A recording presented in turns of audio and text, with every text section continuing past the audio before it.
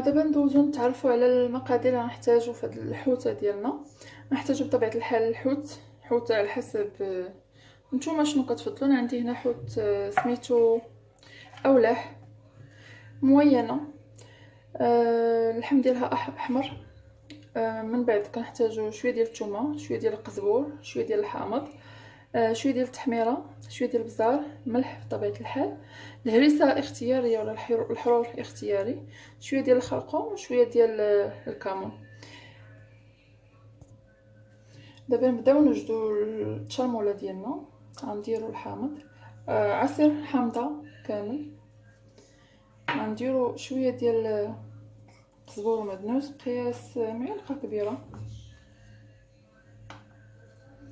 غنديرو قياس 2 دروس